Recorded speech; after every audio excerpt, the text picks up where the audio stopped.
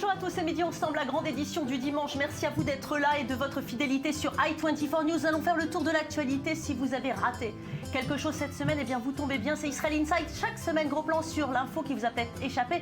Chers téléspectateurs, votre avis, vos commentaires, vos questions nous intéressent. Notre hashtag i24 Midi Ensemble, c'est disponible pour vous 24 heures sur 24. Surtout, n'hésitez pas, j'adore vous lire. Avec moi en plateau, Lise Barenboim, bonjour. Ava Krieger, bonjour, vous êtes journaliste. Merci de nous faire l'amitié d'être là aujourd'hui.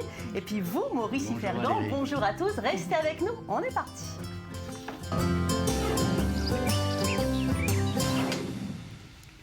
En Israël, les élections se jouent à tous les niveaux. La presse est devenue une arène politique de premier choix. Les deux partis aux prises, le quotidien gratuit Israël Hayom et l'institution Yediot Aharonot, l'un défend Netanyahou, l'autre le cloue au pilori. Et derrière ces titres de presse, des hommes de médias puissants tirent les ficelles. Le reportage tout de suite de Lise Barenboim, on en parle après. L'affrontement entre le Likoud et le camp sioniste n'a pas lieu qu'entre Bibi, Bougie et Tzipi. La presse s'en mêle aussi. Deux manias s'opposent, l'un grand supporter de l'actuel Premier ministre, l'autre étant son grand inquisiteur. D'un côté, Sheldon Adelson, multimilliardaire américain de 81 ans, est un des principaux contributeurs du Parti républicain aux États-Unis.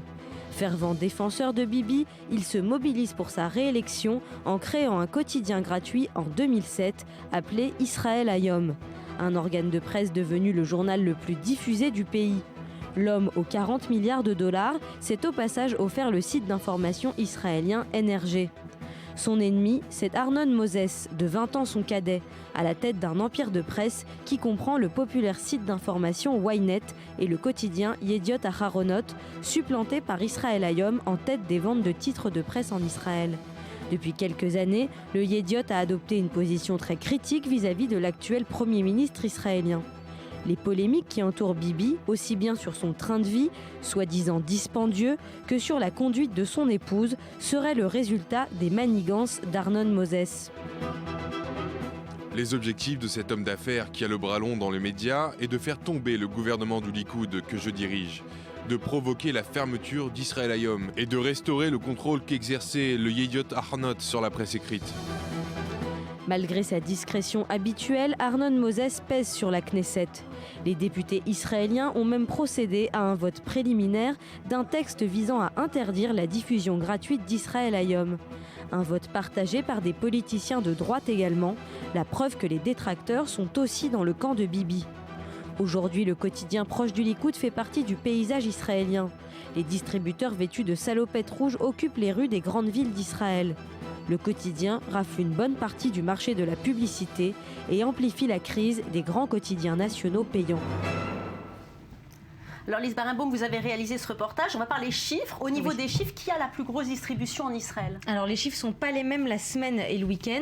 Pendant la semaine, effectivement, c'est bien Israël Hayom qui est premier avec près de 40% des lecteurs israéliens, juste devant le Yediot Aharonot, et c'est 37%, donc loin devant Maariv et Haaretz. Et par contre, le week-end, ça change. C'est cette fois le Yediot qui arrive loin devant son concurrent gratuit avec 44% des lecteurs contre 31%. Alors Maurice, ça va? Comment peut-on interpréter ces chiffres? Moi, si j'ai bien compris, Israël Hayom, c'est un journal gratuit, donc on prend le matin en allant travailler. Les gens le prennent, mais finalement, est-ce qu'ils le lisent, Maurice Fergan? En tout cas, il le parcourt. Je ne sais pas s'ils lisent le quotidien dans son entier. Je ne crois pas qu'il y ait quelqu'un ici qui ait lu un quotidien de la première page à la dernière page, mais il le parcourt. Il y a des interviews de prestige, et notamment des interviews de proches de Benjamin Netanyahou. Il y a aussi de grands journalistes qui signent des grandes plumes, notamment Dan Margalit, qui est un ancien de la presse israélienne qui est très connu. Donc c'est vraiment un quotidien dans l'acceptation du terme. C'est pas du tout quelque chose qu'on lit pendant 30 secondes dans le métro où on commence par la météo et on finit par le sport. Ava Krieger?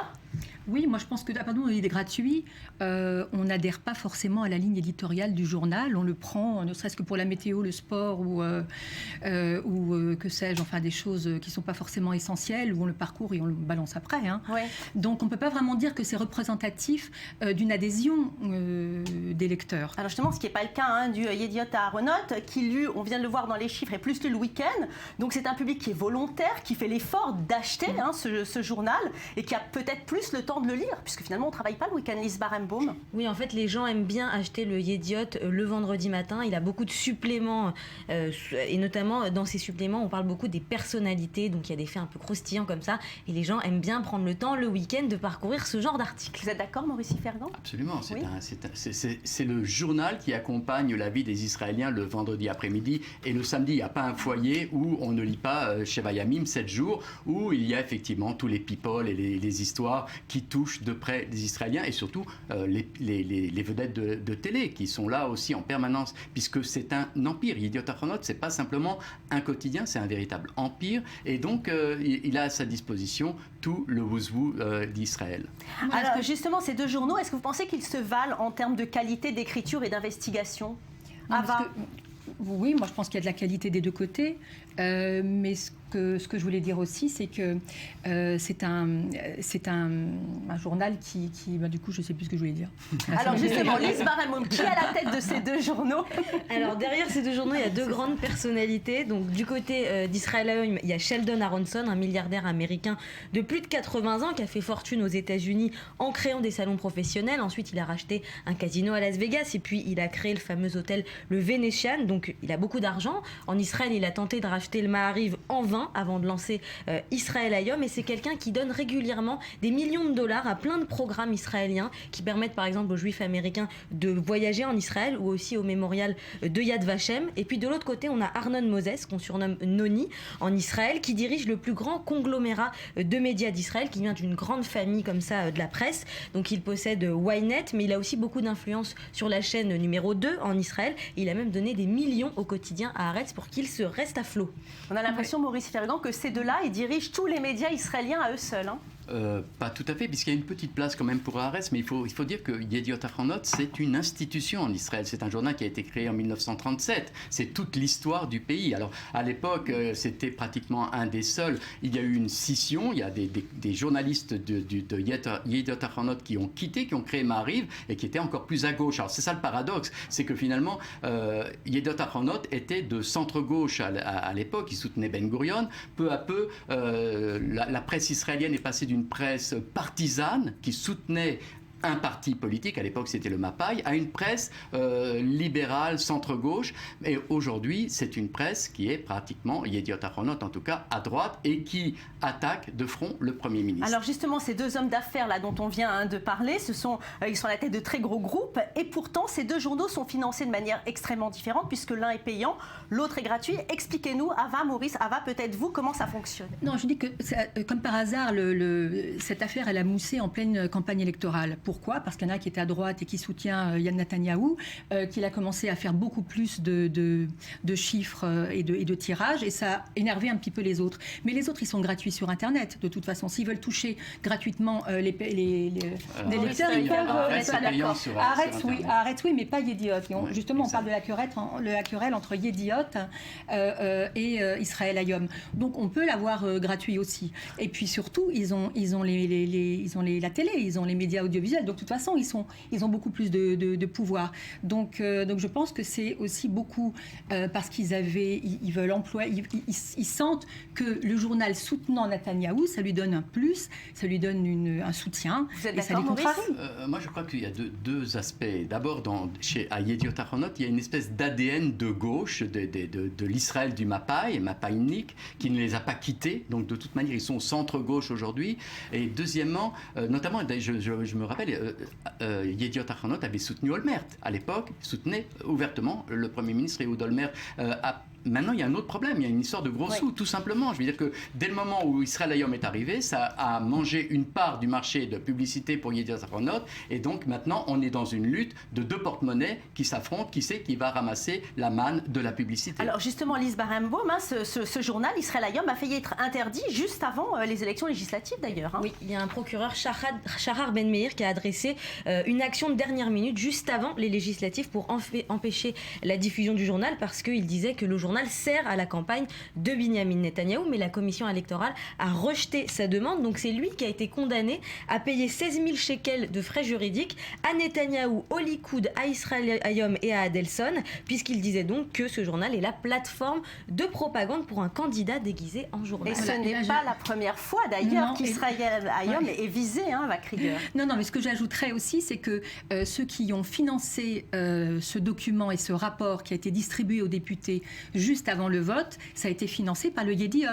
Alors en termes de neutralité, je crois qu'ils ne peuvent pas... Maurice, ils sont mal placés. Il faut aussi voir qu'il n'y a pas eu seulement une tentative d'interdire la distribution d'Israël Hayom pendant la campagne électorale, mais pendant les 2 ans qui ont précédé, dans la législature, il y a eu un projet de loi qui est passé en prélecture à la Knesset qui visait à réglementer la distribution des quotidiens gratuits en Israël, c'est-à-dire qu'on interdisait à Israël Hayom d'être gratuit s'il a des prétentions nationales, diffusées sur l'ensemble du pays, et quotidiennes. Donc c'était pour Edelson quelque chose d'inacceptable. Alors c'est vrai qu'il y a des partis de droite, il y a des députés de droite qui ont aussi voté pour ce projet de loi, mais le Premier ministre était sorti très énervé de l'hémicycle à ce moment-là en disant « c'est pas possible, c'est pire qu'en Iran ». Mais est-ce que vous pensez qu'ici en Israël, la presse est partisane? Qui prend ouvertement position pour ou contre le pouvoir?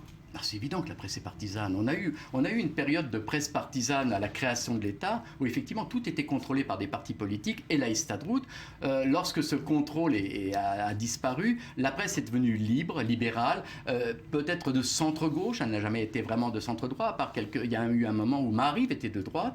Mais aujourd'hui, c'est clair qu'il y a des intérêts politiques et économiques derrière chaque quotidien. Vous êtes d'accord, Ava? Moi, je dirais que c'est pas aussi tranché qu'en France, qui est un peu ma référence. Je trouve que c'est plus nuancé. Par exemple, le Jérusalem Post, qui est plutôt droite, centre-droite, a parfois des articles qui pourraient très très bien être des articles, enfin qui sont à gauche, je dirais. Et pareil dans Haaretz, par exemple, la dernière photo qui est apparue sur Livni en train de boire au goulot sa bière à côté de Herzog qui en fait autant, on se demande si cette photo qui quand même ne les arrange pas, on est étonné de la trouver dans Haaretz justement et pas dans Israël Hayom. Alors je pense que c'est quand même plus fin et qu'il y a quand même une pluralité d'opinions qui s'expriment. Alors, on va continuer avec un autre sujet. Cela s'appelle la chutzpah, traduisez le culot. Et les Israéliens sont réputés pour ne pas en manquer. Ce qui pourrait être considéré comme un défaut désagréable est en train de se transformer en psychose nationale. De nombreux événements font la une des médias. Les Israéliens deviendraient-ils fous? Que ce soit dans un avion ou dans une épicerie, l'agressivité est partout. Qu'en est-il, Lise Barenbaum? Alors, il y a eu un premier événement qui a fait couler beaucoup d'encre. Ça se passait dans un vol, dans un avion en partance pour la Bulgarie. En fait, une passagère a attaqué verbalement une hôtesse de l'air et donc la raison de la querelle est bien tout simplement une tablette de chocolat distribuée. Alors là, les noms d'oiseaux ont commencé à fuser, la vidéo a été publiée sur Facebook, la famille de la fautive a menacé de porter plainte puisque la fautive Sarit, elle a déclaré que depuis que cette vidéo est publiée, sa vie est finie, elle qui est une mère de 3 enfants et qui ne parle jamais comme ça, mais regardez, c'est quand même très impressionnant.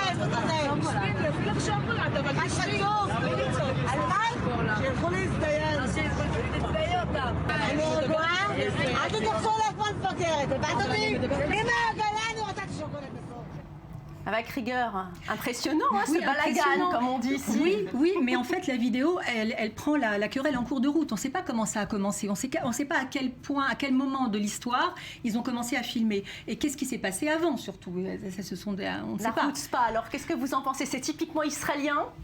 Peut-être pas. Moi, je pense que c'est l'effet d'une société qui est passée du collectif, de l'éthos collectif à l'individualisme le plus total. Donc voilà, on voit maintenant quelqu'un qui dit « je veux du chocolat, je paye pour ça ». Alors, comment ça peut arriver?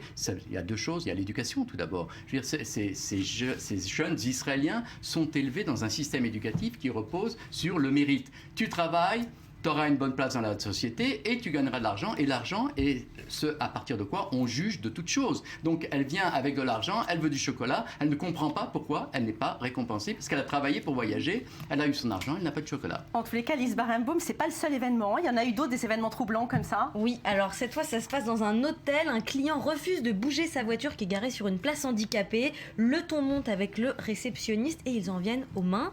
Regardez. זה לא החדר שלו, קודם כל, זה לא המרצדס שלו. אוקיי. יופי. למה לא להזיז עד עכשיו את הרכבים? יש לך בעיה עם ההוא עם הרנץ' רובר, לך תריב איתו. הסכמתי אתכם שיתקדם. אח שלי, אתה לא יכול לנעול איזה חדר שאתה רוצה. אתה לא יכול לנעול איזה חדר. אני לא תוקף שום דבר, פתח לאישה בהיריון, אתה תפתח את החדר. פתח לה את החדר לפני הכל. פתח את החדר. תיכנס, אני אזיין אותך, פתח את הרגל. פתח את הרגל. אני לא תורג איתך, אני אזיין אותך.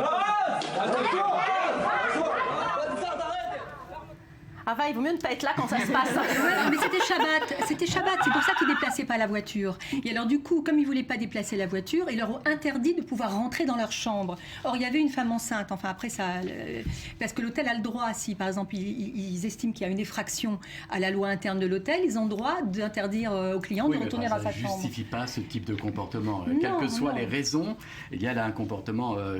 culotté, c'est le moins qu'on puisse dire. En tout cas, ça fait rire tout le monde, même sur les réseaux sociaux, Lise. Oui, et on peut dire que les Israéliens sont plutôt dans l'autodérision puisque une page Facebook qui s'appelle Découvrez les pires Israéliens a été créée. Donc elle rassemble des dizaines de vidéos assez drôles. Pourtant, il y en a quand même qui montrent des vraies fractures de la société, comme une où on voit des hommes ultra-orthodoxes qui sont pris à partie par des laïcs qui leur demandent de faire l'armée. Et puis bon, plus léger, il y a une sorte de hashtag qui a été aussi créé sur Facebook, Je hais le chocolat, que tout un chacun peut partager.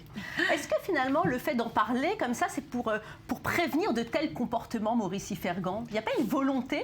Valérie, il faut comprendre que cette société israélienne était une société du collectif, je vous l'ai dit, et on est passé à un individualisme forcené. Oui, mais enfin, ça n'empêche pas le fait d'être mal poli. Oui, mais il faut savoir aussi que les Israéliens, avant, se mêlaient de tout. Je veux dire, on allait à l'épicerie, quelqu'un nous donnait un conseil sur le produit à acheter, on voulait quelque chose, il y a toujours quelqu'un qui venait se mêler. Là, les Israéliens se mêlent un peu moins de la vie des autres, et ils ont trouvé ce moyen, finalement, de diffuser sur le web des choses qu'ils ne supportent plus, et il y a un effet pédagogique parce que cette délation, les médias demandent aux Israéliens de leur envoyer ces histoires croustillantes. Ce côté-là a un effet pédagogique parce que maintenant, quand quelqu'un veut intervenir dans un avion pour avoir du chocolat, il va y réfléchir à deux fois en se disant peut-être que quelqu'un est en train de filmer. Vous comprenez ce genre de comportement, vous, Ava? Alors je veux dire qu'il y a eu un sketch il y a 6 mois. C'était la même chose que le chocolat, mais c'était avec des chips. Donc ça prouve que l'humoriste qui en a fait un sketch avant même que l'événement arrive l'a pris comme quelque chose de particulier qui appartient à la société israélienne et qu'il l'a tourné en dérision pour faire rire. Donc le côté éducatif, déjà, un humoriste peut le faire. Après, c'est vrai qu'il y a un côté délation. Moi, je me dis quand même le réflexe de tout de suite filmer et de l'envoyer, de balancer, c'est quand même particulier. Ça veut dire que c'est quand même une société qui ne fait pas de cadeaux. Mais on peut les comprendre aussi. Enfin, on est dans un... Enfin, je sais pas, on est sur un siège éjectable, on nous menace sans arrêt de nous mettre à la porte, de nous mettre à la mer.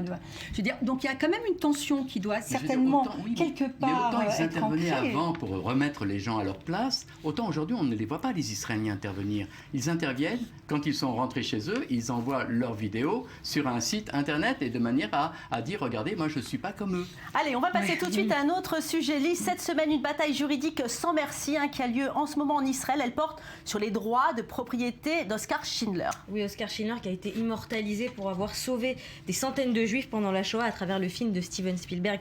La liste de Schindler, eh bien, une femme, Erika Rosenberg, la légataire de sa veuve, accuse le prestigieux mémorial de la Shoah de Yad Vashem de détenir des documents de façon illégale, donc des documents très importants, 2 des 4 copies qui existent de cette fameuse liste de Schindler. Et donc aujourd'hui, le mémorial de Yad Vashem dit que ces documents ont une valeur historique de premier plan et il estime qu'ils devraient appartenir au domaine public.